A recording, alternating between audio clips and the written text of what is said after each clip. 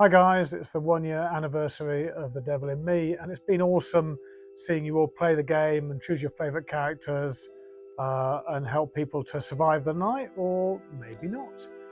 My favourite bit of the game, I think, is the bit where the Lonic crew all get together for dinner, the host doesn't turn up, and then depending on what you choose, they either come together as a team or they start tearing chunks out of each other. It's a really entertaining bit. You really see behind those characters, and there's a few surprises in there as well.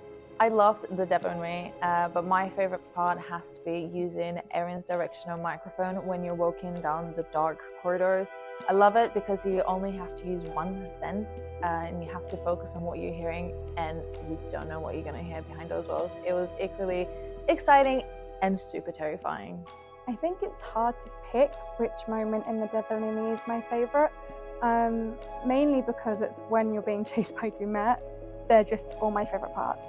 Like no matter how fast you run, or if you successfully complete all the QTEs, he's just always there. He's just always chasing you. And I just think there's something about the way he's like walking after you. There's that real serial killer element to his walk.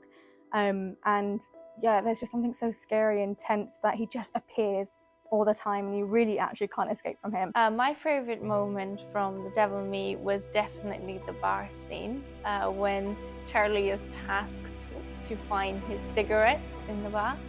I really love the entire scene. I mean, you start up fighting with Erin upstairs, and then you get spooked by the coin machine, and someone's watching you from the behind, and then there's the mannequin as well.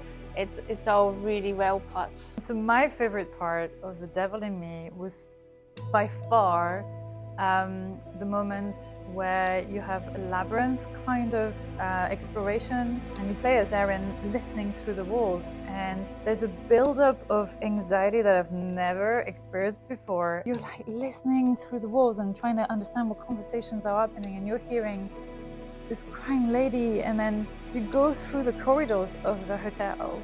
All of a sudden you realize that the corridors are changing around you. It's like a labyrinth where the walls are blocking you and you can't go back, and then the lights turn off, and I'm like, I was with my controller and I'm literally hiding behind my controller. I was like this, I can't go on. It was horrible. It was just the spookiest moment.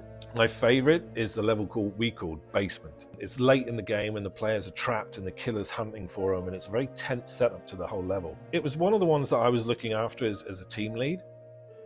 So we had the initial briefing from the director, Tom, and he told us what he was trying to accomplish in that. But then we can see all these different members of the team come together to make that level what it is.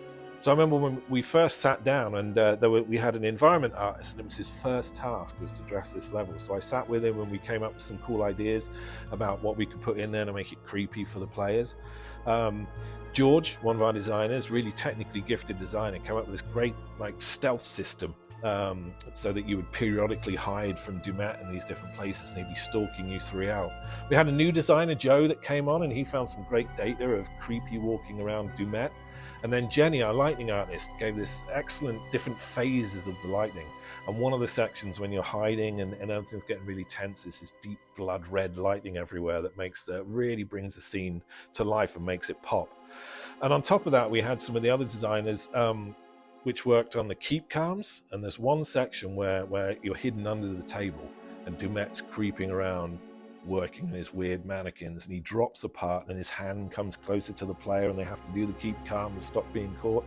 The whole level from beginning to end, every time I watch it, I can see all these little elements from the different members of the team coalescing into this really great level, this really cool experience for the player. So yes, Basement is my favorite level in that.